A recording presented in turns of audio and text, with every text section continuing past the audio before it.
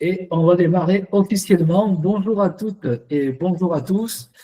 Nous sommes ensemble pour le dernier webinaire de l'année, Florian. Oui, tout à fait. On termine bien. On termine avec une touche humoristique. On termine très bien l'année. Donc, je me présente, je m'appelle Augustin Valero, je suis associé avec Florian Mention et Loïc Douillère du Florian Mention Institut. Nous sommes aujourd'hui, encore une fois, avec notre traditionnel webinaire mensuel. Et voilà, comme disait Florian, on termine en beauté. Et de quoi on va parler aujourd'hui, Florian? Alors, on va parler déjà de 300 personnes, ce qui est extraordinaire en fait. Donc, nous avons 300 personnes qui sont branchées, qui vont nous écouter. J'ai vu qu'il y avait Aurélie Moore, notre spécialiste de l'humour. Waouh! Donc, la comédienne qui parlait de l'humour dans l'entreprise. Donc, on aura besoin de ses réactions. Aurélie, je compte sur toi. Je sais qu'il y a Laurent Poineau, qui est vice-président de la Ligue des autistes de France. C'est mon vice-président, parce que je suis le délégué départemental. Donc, Laurent, bien sûr, en tant qu'optimiste principal, l'humour, c'est important. Alors, ce qui est très intéressant, c'est qu'on a vraiment une audience internationale. Nous avons notre ami Olivier Dana, qui est branché en Pologne. On a Bilal Sanoun de Tunisie. On a Eric Alain d'Australie. Donc, on a vraiment un côté international. Et puis, il y a bien sûr Christine qui est présente près de nous. Voilà. Allez. On va y aller. Alors, juste, j'ai besoin de m'assurer que tout le monde entend bien et tout le monde nous voit bien. Un petit message rapide sur le chat que vous avez en bas à droite de vos PC. Bon, ben super. Merci Aurélie. Le petit pouce vers le haut, exactement. Et donc, on va démarrer tout de suite par une question essentielle. À mettre le nom de votre pays ou le nom de votre ville si vous n'êtes pas à Montpellier. Voilà. Histoire de. Et très bien.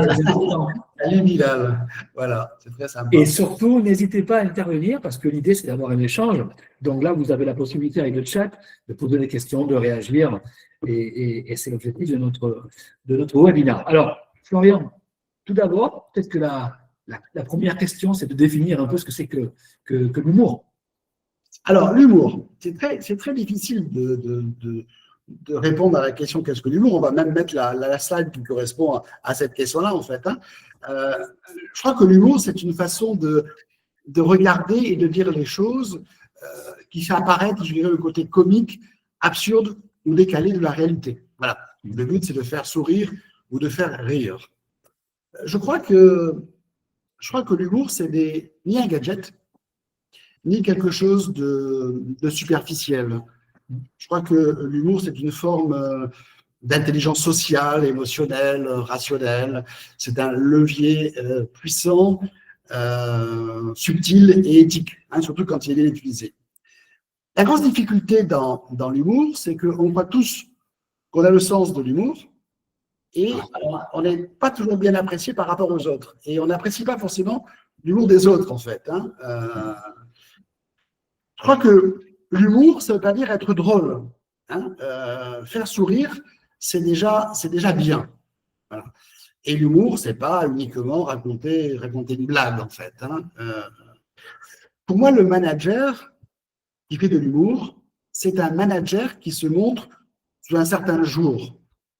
Il veut dire quoi, le manager qui fait de l'humour? Il veut dire je suis simple, je suis convivial, je suis proche de mon équipe. Voilà.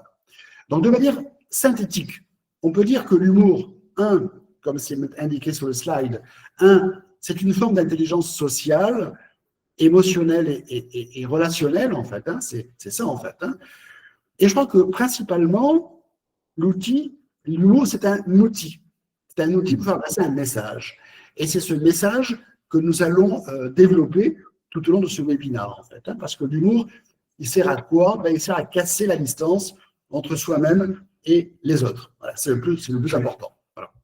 Alors, juste une parenthèse, Florian, je préviens nos participants, Valentin va retirer tous les IA que vous mettez pour la prise de notes. Il y a un replay qui est prévu, vous aurez toute la présentation pour ceux qui participent. Donc, ceux qui ont lancé des IA, merci de les enlever. Et Valentin, je te demanderai de le faire manuellement, s'il te plaît. Alors, Florian, OK, donc on parle de cette notion d'intelligence émotionnelle et c'est vrai que c'est un super moyen de faire passer des messages dans la vie comme dans l'entreprise et de créer cette relation à l'autre. Mais finalement, ce message humoristique, comment est-ce qu'il doit être conçu et qu'est-ce qu'on a à dire sur le message humoristique, justement? Alors, on va voir la slide correspondant au message humoristique. Je crois qu'il y a 4 éléments de réponse à ce message humoristique. C'est qu'est-ce qu'on dit? Bien sûr, c'est le plus important en fait. Hein. C'est comment on le dit, c'est quand on le dit et à qui on le dit en fait. Hein. Donc, c'est assez, je dirais presque, c'est technique l'humour en fait. Hein. Même si on pourrait penser que ça va enlever de la spontanéité, pas du tout. Hein. C'est vraiment, nous avons un émetteur, nous avons un récepteur et nous avons donc un message qui passe entre l'émetteur et le récepteur. Et c'est ce message que je voudrais expliciter avec vous. Donc, premier élément, qu'est-ce qu'on dit?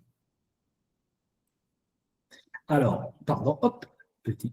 Voilà. Qu'est-ce qu'on dit justement? Alors, qu'est-ce qu'on dit? On a 4 familles de messages à envoyer hein, quand on parle d'humour. En fait, hein. C'est soit la dérision, l'ironie, on va le détailler, soit des jeux de mots, c'est le plus classique. Hein, on verra un peu que derrière le mot jeu de mots, il y a différentes choses en fait. Hein. Il y a des remarques plaisantes que l'on peut envoyer à son interlocuteur. Et enfin, donc, il y a des histoires drôles à raconter. Hein, c'est les quatre familles, en fait. Hein. Donc, premier élément, on va rester sur cette slide, en fait, hein, la dérision et l'ironie. Alors, imaginez un candidat qui arrive à l'entretien de recrutement en retard, pas conseillé, mais bon, il peut arriver en retard, il y a peut-être de bonnes excuses, en fait. Hein.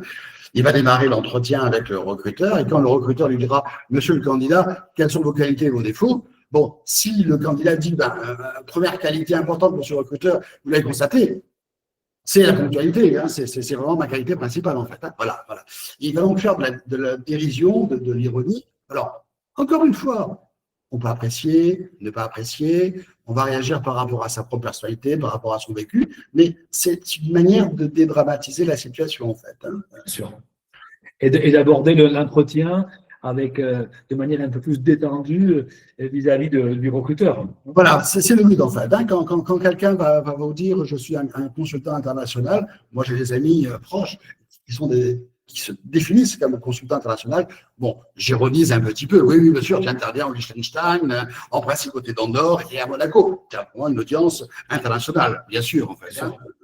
Donc, je peux me moquer des autres comme je peux me moquer de moi.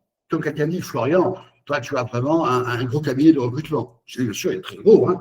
Il fait 91 kilos, voire même des fois 92 kilos, en fait. Hein. Voilà. Manière d'ironiser, c'est presque de l'autodérision. Si on me dit, je suis un grand du recrutement, je dis, bien sûr, je suis un grand du recrutement.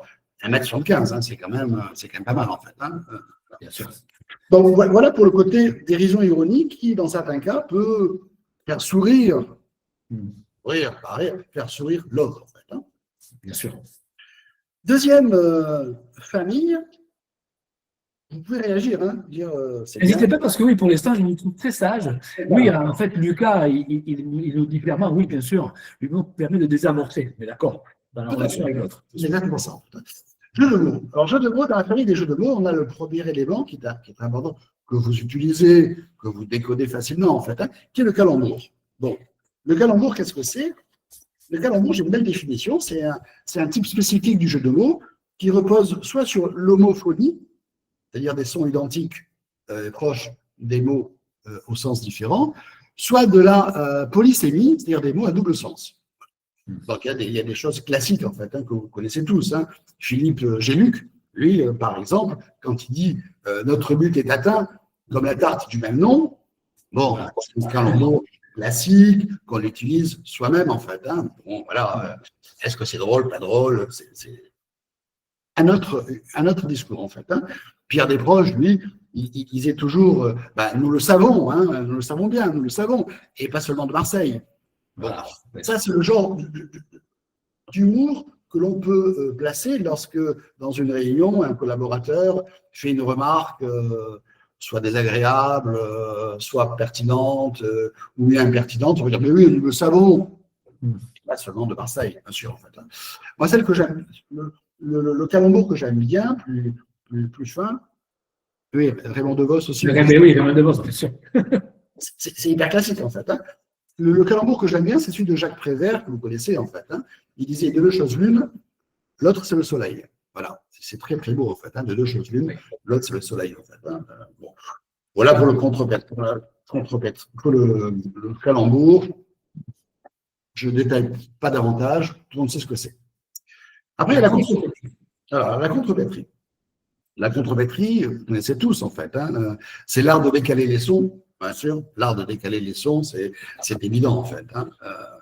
Bon, exemple classique de contrepétrie, la berge du ravin. Bon, la berge du ravin. C'est dur à placer hein, dans une conversation, la berge du ravin, mais c'est une contrepétrie sympathique, en fait. Hein. Celle que j'aime bien, il y a quelques années, enfin à l'époque de Bill Clinton, vous vous souvenez tous de Bill Clinton et de ses aventures avec Monica Lewinsky, je crois qu'elle s'appelait Monica Lewinsky. C'est ça. Voilà.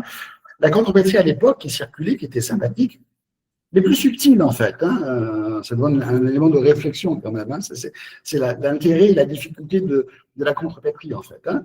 La contrepétrie qui circulait à l'époque, c'était quelle différence y a-t-il entre Bill Clinton et un vieux cognac VSOP? Un vieux cognac, de manière générale, en fait. Hein. Bon, VSOP, c'est pour montrer la spécificité de ce vieux cognac. Donc, la différence, je vous laisse réfléchir quand même une ou deux secondes, la différence entre Bill Clinton et le. Bah, ça me fait rire. C'est déjà, en fait, hein. La différence qu'il y a entre Bill Clinton et un vieux cognac VSOP, c'est que le vieux cognac VSOP est une fine appellation. Bon, voilà, c'est une fine appellation. Voilà, alors. Des fois, ça entraîne un élément de réflexion. Alors, on peut trouver de l'humour graveleux, on peut trouver de l'humour subtil, hein, parce que, voilà, hein, le cognac est souvent un peu salace, je dis, voilà, à manier à précaution. Oui, bien sûr, c'est à manier à précaution, en fait. Hein. Surtout avec ses stagiaire, surtout quand on parle de Clinton. C'est que souvent, la contrepétrie, elle apparaît alors qu'on ne s'y attend pas, il n'y a jamais pensé avant. Hein, les fines appellations, on en a toujours, on sait ce que c'est qu'une fine appellation en fait. Hein, mais dès l'instant, et on n'a jamais fait le lien en fait. Hein, mais dès l'instant on le relie à Bill Clinton et Monica Lewinsky, ça prend une autre tournure. Bon voilà, voilà pour s'amuser. Donc calembour, contrepétrie, zeugme. Alors zeugme, c'est l'humour que j'aime beaucoup en fait. Hein. Le zeugme, qu'est-ce que c'est? Exemple de zeugme. Ah ben on a Florian, juste une petite intervention rapide de Guillaume qui nous propose le fakir est arrivé à pied par la Chine.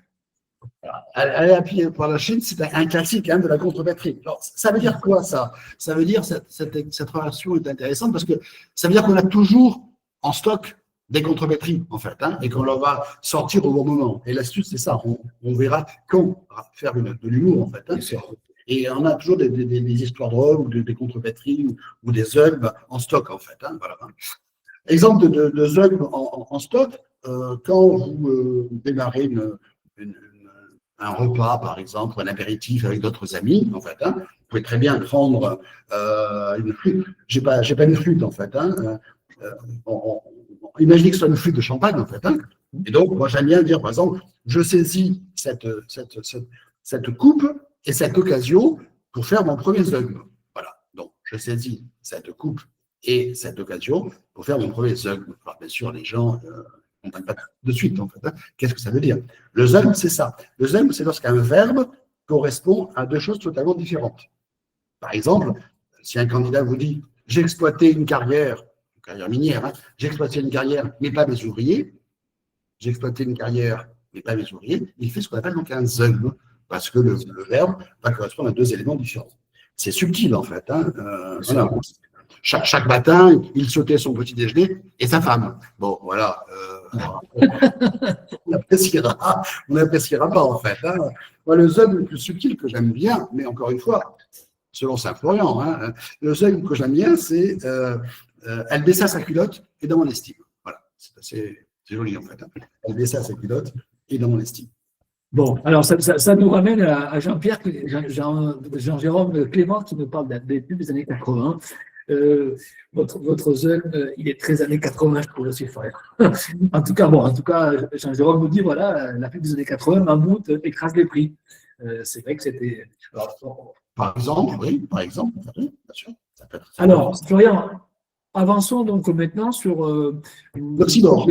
Bon, l'oxymore, c'est lorsqu'il y a deux mots qui sont proches hein, et qui sont antinomiques, en fait. Hein. Donc, le plus classique, le plus connu, hein, c'est la force tranquille de Mitterrand, en fait. Hein, force tranquille, en fait, hein, bien sûr. Hein.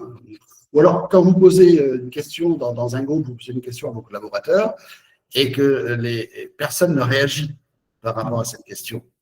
Là, on peut parler d'un silence étourdissant. Un silence étourdissant. Voilà. Hein. Donc là, c'est un oxymore, en fait. Hein. Voilà. Alors, oxymore intéressant. Moi, je l'ai utilisé dans la rédaction d'un livre, hein, un livre que j'ai écrit, et qui s'appelle, nous avons écrit, on était ensemble, en fait. Hein. Donc, comment vendre honnêtement. Voilà. La vente honnête, c'est un oxymore, en fait. Hein, parce que parfois, on n'identifie pas la vente avec quelque chose de cool, de sérieux, et pourtant, pour ça je mets un sous-titre, truisme ou oxymore. Pour un vendeur, la vente, pour un bon vendeur, la vente ne peut être qu'honnête, c'est évident en fait. Hein. Pour d'autres, qui fantasment, ils imaginent que ce n'est pas le cas. Et donc pour eux, ce sera un oxymore en fait. Hein. Donc voilà. Bien sûr. Juste une remarque, Florian, Laetitia qui nous dit que l'humour, dans le temps, n'est plus d'actualité. Ben, ça rejoint un peu ce que vous disiez tout à l'heure. L'humour, c'est l'intelligence aussi. Donc, intelligence de contexte. On ne rit pas, et on verra ça en conclusion. Tout à fait. On va le développer par la suite, en fait. Donc, jeu de mots, c'est un calembour, une contrebatterie, un zug, un oxymore et un lapsus. Et un lapsus. Les lapsus font partie des éléments humoristiques. Alors, ils sont soit volontaires, soit involontaires. Alors, effectivement, tu mets la bonne slide, en fait. Hein, c'est-à-dire que moi, j'ai écrit un livre sur les lapsus en entreprise. Hein, alors, pourquoi j'ai écrit un livre sur les lapsus? Parce que j'ai reçu un jour un candidat, voilà, et qui me dit, monsieur Mentionne, je voudrais faire un bilan d'incompétence, pardon, de compétences. J'ai eu un haut le cœur, en fait, hein, sur ce lapsus involontaire.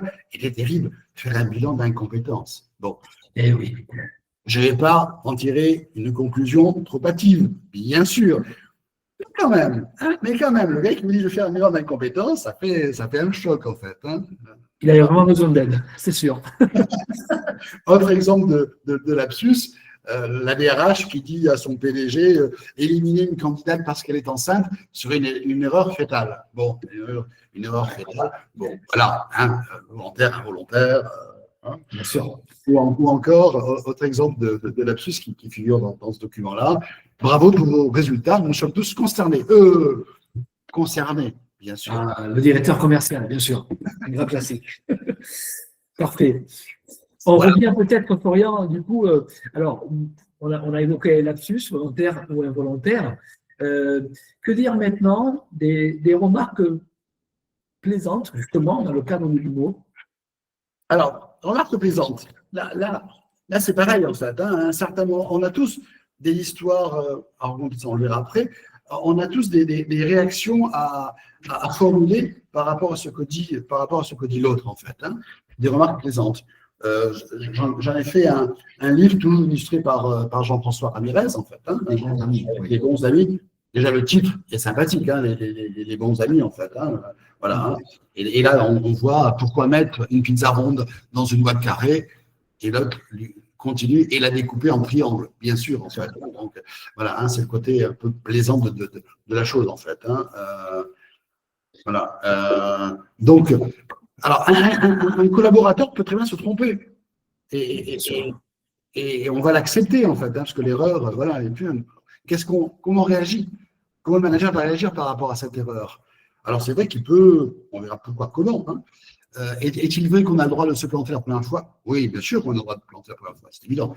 Sauf si tu fais du parachute. Bon, voilà, une manière habile de répondre. J'ai dramatisé la chose tout en disant. Bon, voilà. Hein. Pas deux. Autre exemple de côté plaisant, en fait. Hein. On parle en permanence de devenir soi-même, d'être soi-même. Oui, bien sûr. J'aimerais être moi-même, bien sûr. Et on peut ironiser en disant quel manque d'ambition. Hein. Peut-être que c'est soi-même qu'on voudrait être. Peut-être qu'on a intérêt à devenir ce qu'on voudrait être. Hein, ce qu'on voudrait devenir, bien sûr. Bon, voilà une manière plaisante, bien sûr. De faire passer les choses, en fait. Hein. Allons maintenant sur le quatrième axe, en fait, de ce que l'on dit, en fait. Qu'est-ce qu'on dit? L'histoire à raconter. Comment est-ce qu'on peut utiliser une histoire à raconter? Bon, on a tous des histoires drôles j'ai en stock, en fait, hein, que l'on va sortir. Quand est-ce qu'on raconte une histoire? On raconte souvent une histoire quand il y a un mot qui déclenche quelque chose, en fait. Hein. il déclenche quelque chose, ça nous titille et on réagit par rapport à ce mot et on a tout de suite une histoire qui nous vient à l'esprit en fait.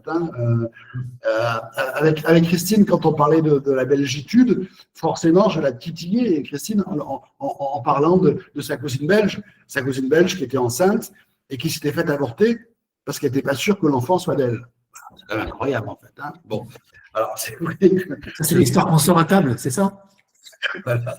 Donc c'est sûr que les histoires belges, bon, ce sont des classiques en fait. Voilà. Le but c'est quoi? Le but c'est de faire passer le message. Je reviens sur le message humoristique, en fait, émetteur et récepteur en fait.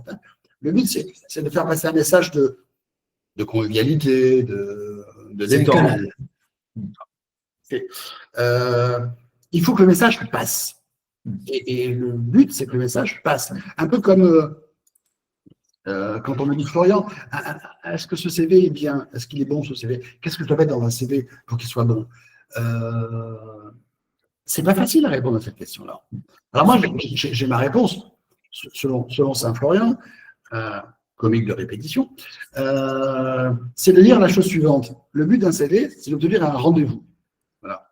C'est-à-dire que le message passe. Ça, c'est l'histoire, bien sûr. Donc, en réalité, quand vous voulez mettre une information sur un CV, vous devez vous poser la question suivante, est-ce que cette information m'aide à obtenir un rendez-vous? Si ça m'aide, je le mets. Si ça ne m'aide pas, si ça m'handicape, je ne le mets pas, tout simplement en fait. Et l'histoire drôle, c'est pareil. Est-ce que cette histoire que je vais raconter va m'aider à créer un climat convivial, détendu? Si c'est le cas, je le fais. Si ce n'est pas le cas, je ne le fais pas, bien sûr. Florian, deux remarques des participants. Alors, tout d'abord, merci, je tiens à remercier donc Florence qui nous dit, voilà, soyez vous-même, les autres sont déjà pris. C'est pas mal celle-là, je trouve. Exemple. Bien sûr. André qui nous dit, les Belges, ils sont toujours, ils sont forts, les Belges. En fait, Florian, pour la petite histoire, du coup, je fais passer avec l'histoire. N'oubliez pas que vous, en tant que franco-sicilien, plutôt sicilio-français, vous avez fait partie de la chambre franco-belge de Montpellier quand même. Donc, bien sûr, bien sûr. Et j'aimais bien faire de l'autodérision sur des origines siciliennes et ma convivialité, ma connexion avec la Belgique grâce à Christine en fait. Donc voilà, il y a tout ça en fait. Donc il faut pas. Bien sûr. Et on a une bonne question de Guillaume qui nous voilà par rapport à son CV. Comment intégrer l'humour en tant que soft skill? Comment est-ce que je peux donc voilà les quatre qui vont suivre. Qu'est-ce qu'on dit?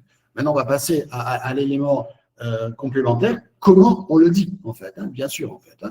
Donc voilà les cinq éléments qui explicitent la manière dont on va dire quelque chose, en fait.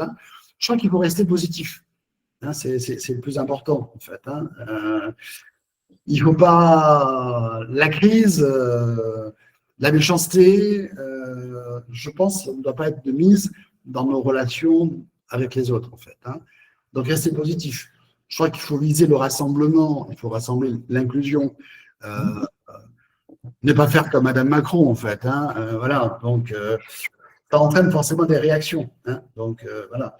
Visage serein, léger sourire, éviter les sujets sensibles comme le racisme, le sexisme ou l'ironie blessante, en fait.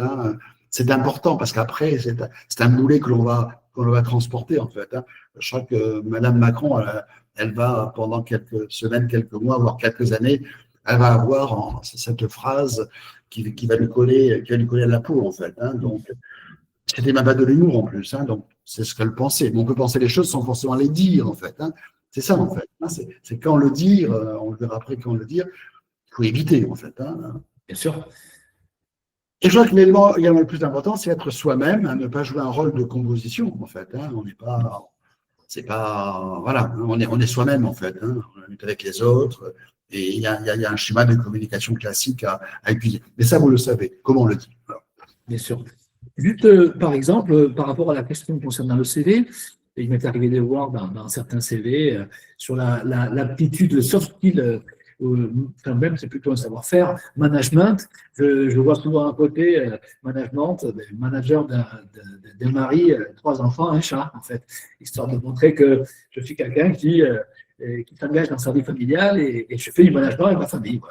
Voilà, Why not, hein, c'est une petite touche supplémentaire, en fait. Hein, voilà, hein, c'est entraîner un sourire, en fait, hein, bien sûr. C'est ça, exactement. Et le message passe, bien sûr. Alors, OK, par rapport à comment on le dit, on a bien compris ce côté toujours positif. Et alors, quand est-ce qu'il faut avoir cet humour? Comment on l'exprime, quand?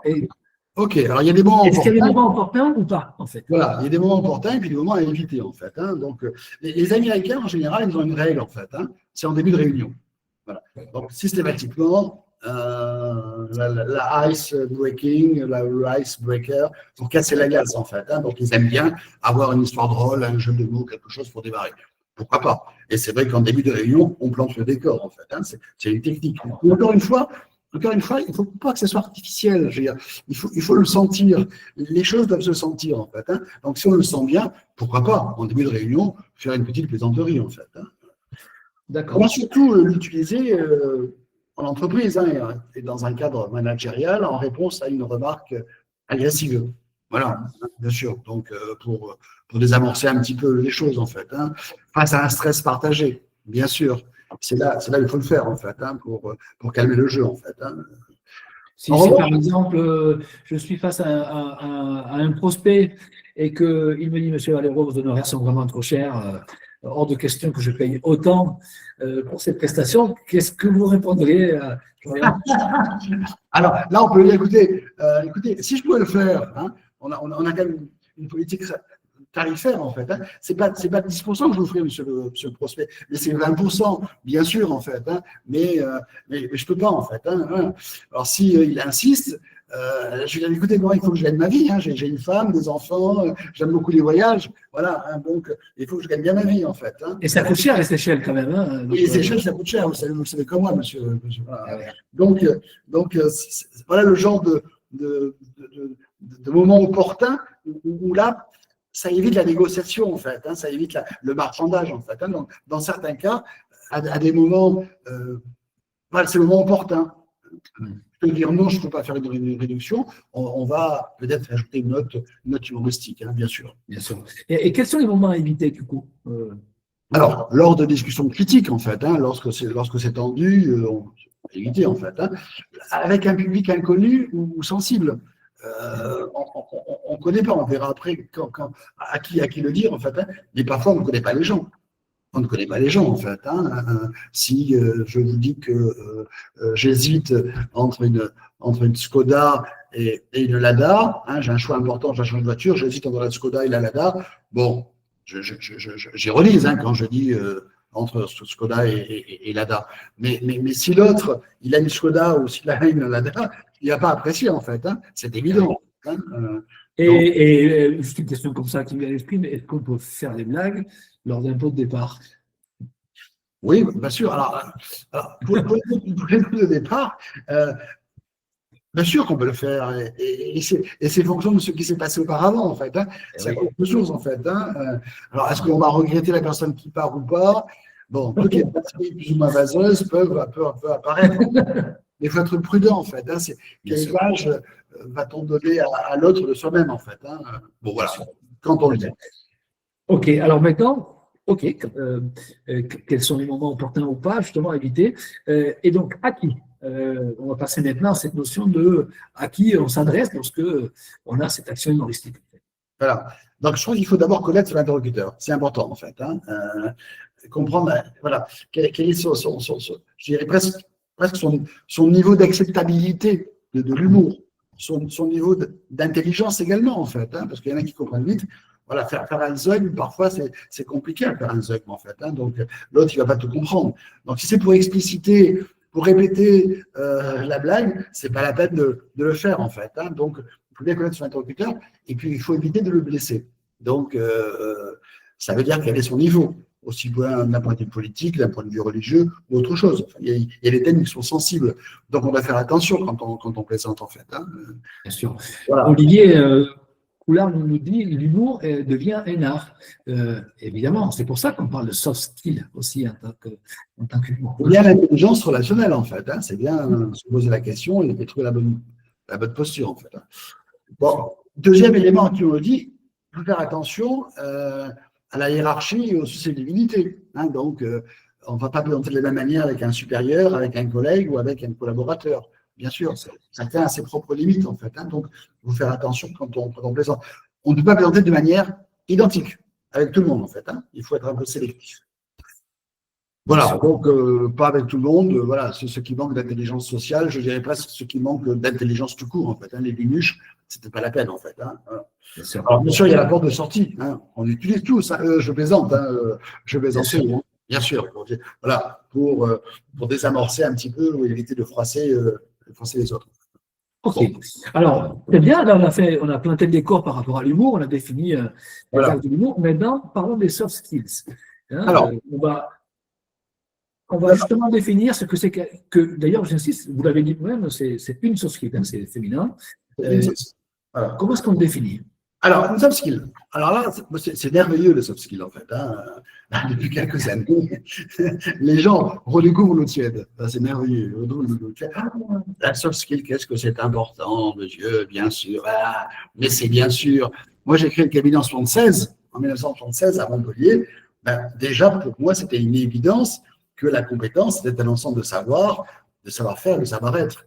Et le savoir-être était aussi important que le savoir et le savoir-faire, bien sûr. C'est-à-dire tout ce qui a trait à la personnalité, au comportement, à la relation à l'autre, bien sûr, c'est évident en fait. Hein. Mais bon, certains ont voulu le conceptualiser, bien le consolider, mais c'est évident que la soft skill est importante en fait.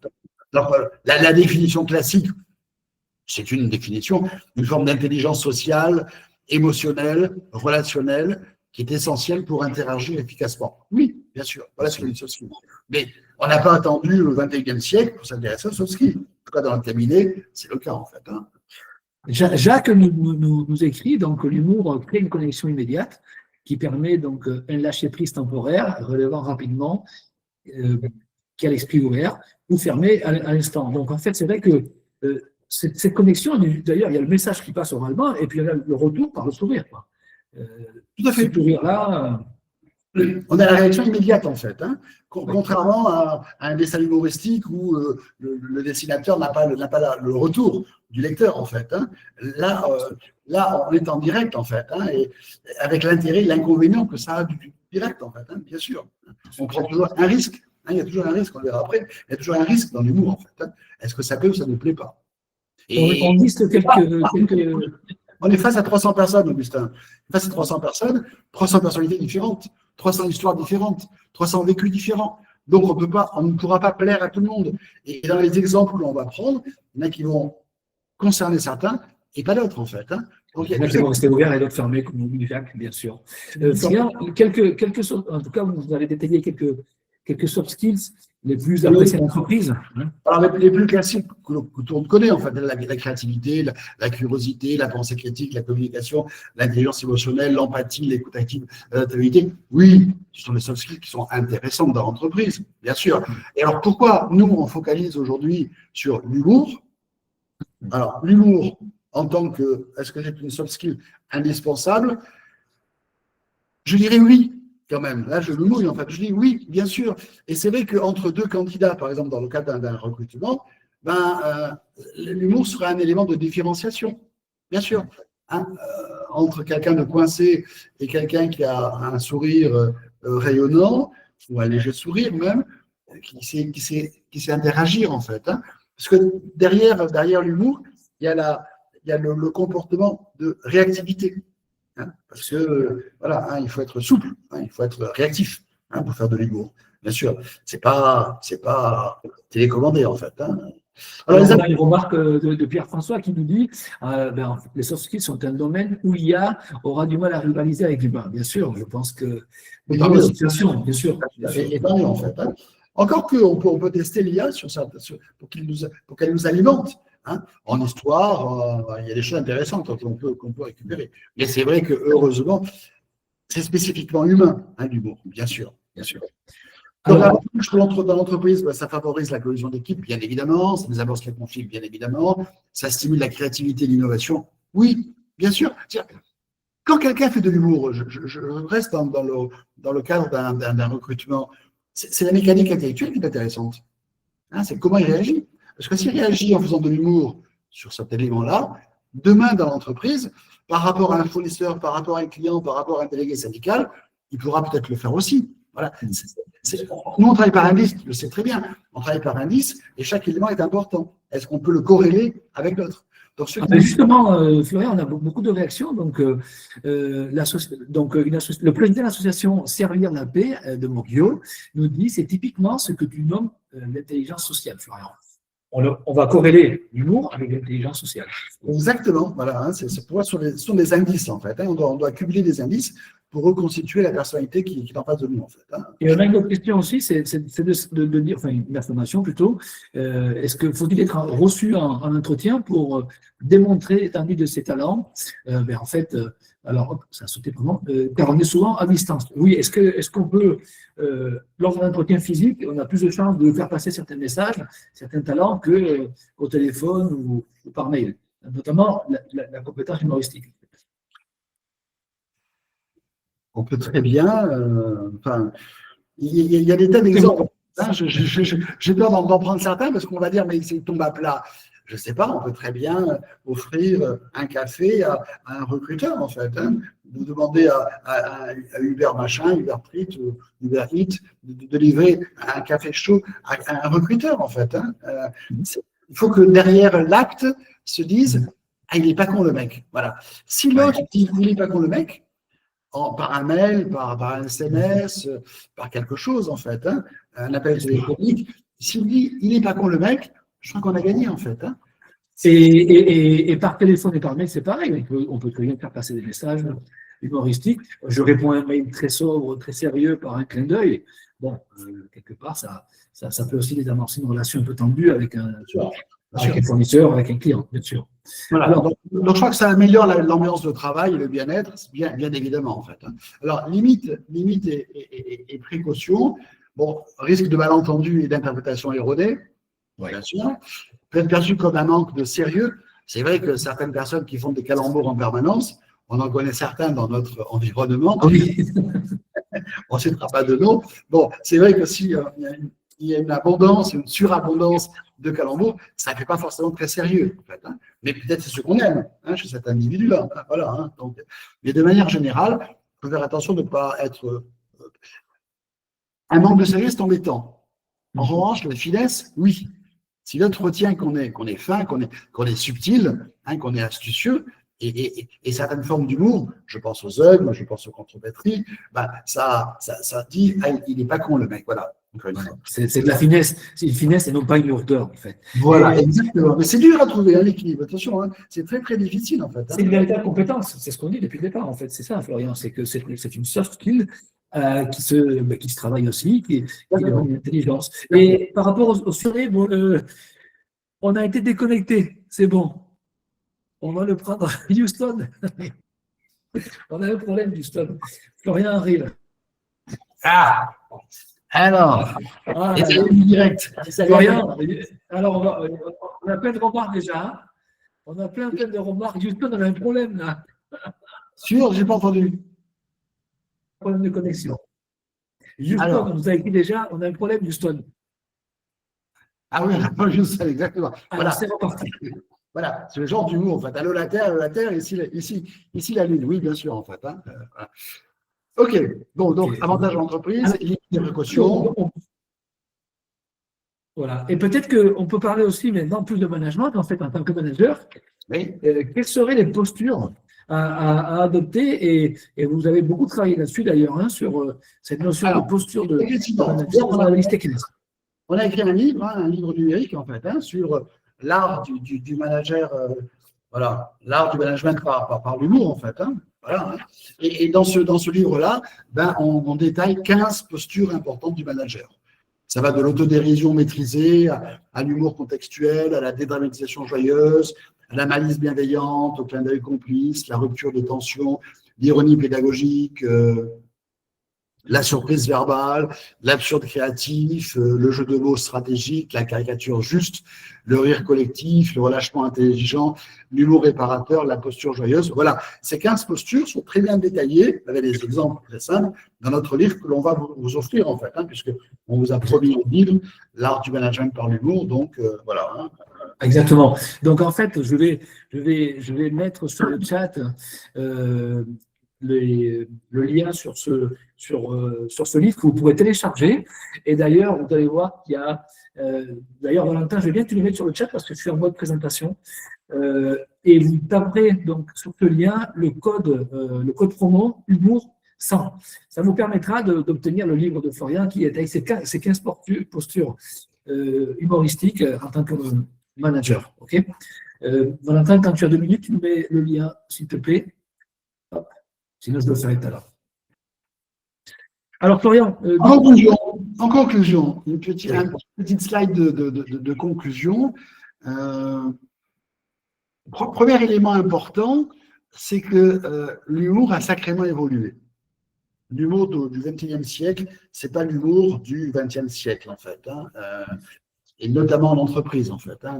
Nous, on avait une histoire qui circulait chez les consultants en recrutement il y a de nombreuses années.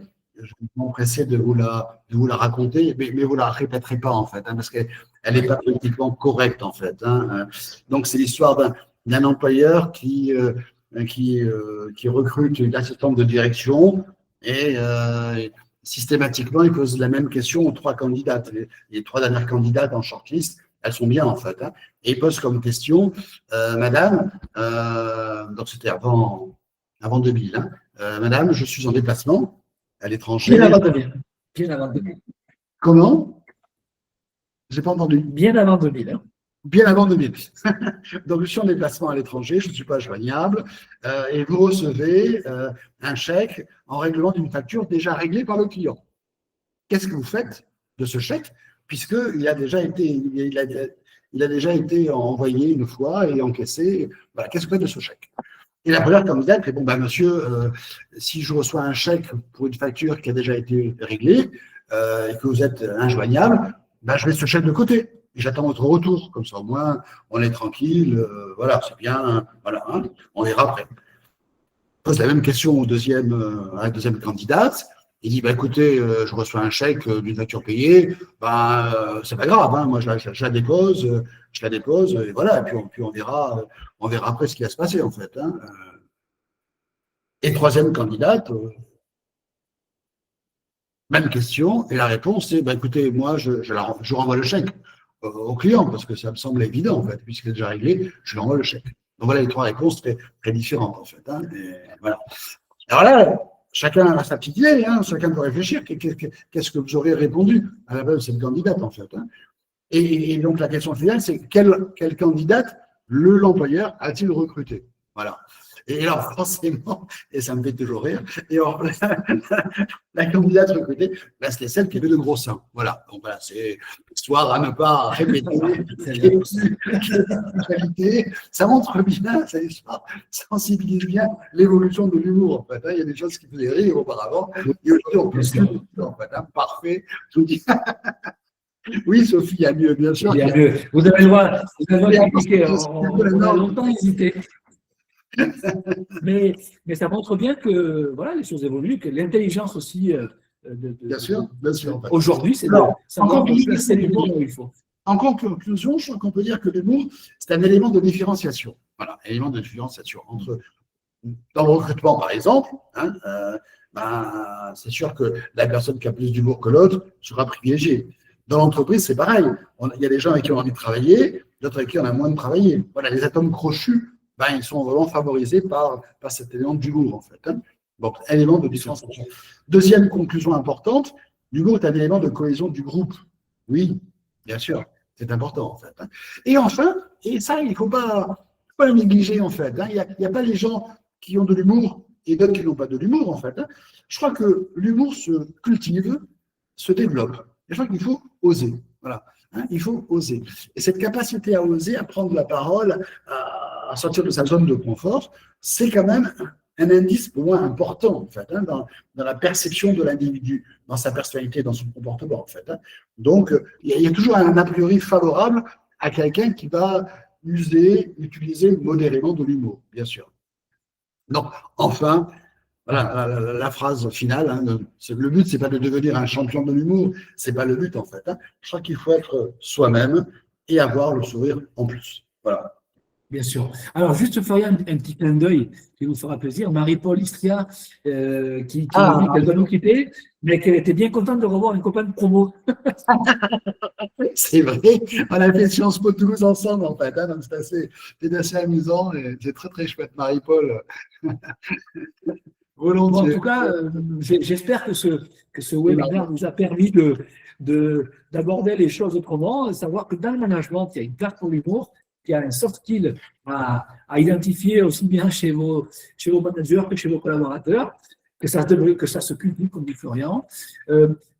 Juste vous rappeler aussi que, alors, tous nos ouvrages sont disponibles sur notre site internet, florianmanson.com/livre/, donc avec la possibilité de les commander. Et je vous donne rendez-vous déjà en 2026 avec Florian, avec Loïc. On a un joli programme que nous Alors avons en février, constitué. on va faire un webinaire sur le management selon Jaurès. Vous savez que j'ai écrit un bouquin sur le management selon Napoléon, le management selon Jésus, le management selon les philosophes.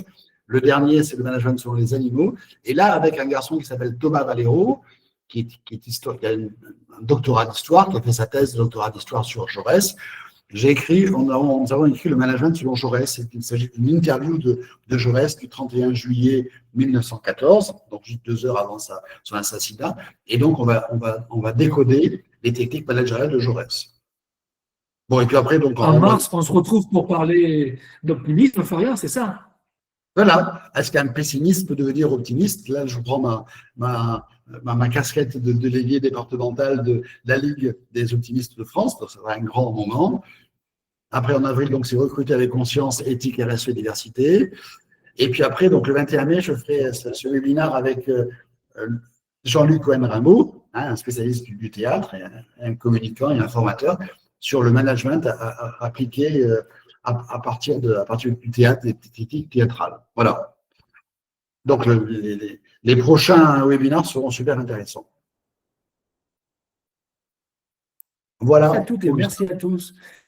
C'est l'heure d'aller bosser ou alors de faire la sieste pour ceux qui peuvent. Et avec Florian, nous continuons à travailler et avec Loïc sur nos prochains webinaires avec grand plaisir. Merci à tous pour Voilà. votre participation. N'hésitez pas, vous pouvez nous envoyer un mail, aussi bien à Augustin qu'à moi. Envoyez-nous un mail pour nous dire ce que vous en pensez. Si vous voulez bien échanger, vous n'hésitez pas. Voilà, on est sur LinkedIn, on est sur Facebook.